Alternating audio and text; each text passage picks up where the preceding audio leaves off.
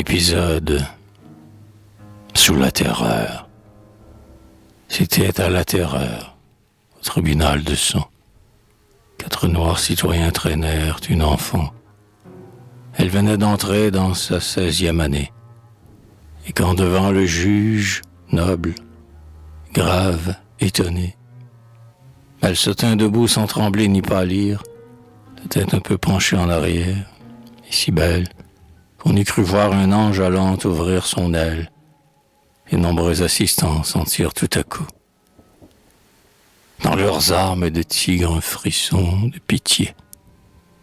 Et qui chantaient en chœur avec la guillotine, et fous de sang raillaient la patience divine, ce peuple qui déjà de tant de sang souillé ne songeait qu'à la mort, à la haine, au carnage, sentit fléchir soudain son homicide rage.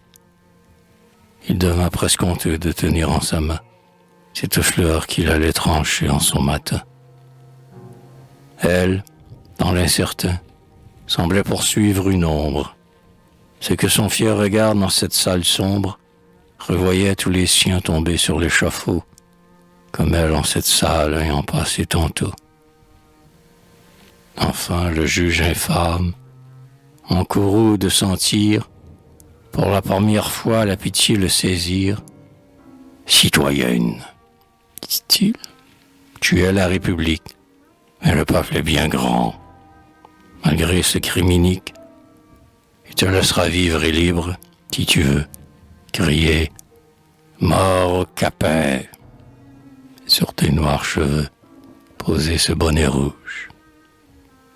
Mais choisis, citoyenne, sur l'échafaud sanglant périr comme une chienne, ou bien devant la vie au peuple, à sa bonté, vivre sous le drapeau saint de la liberté. La captive écoutait. Une rapide flamme passa dans ses yeux noirs à ce discours infâme.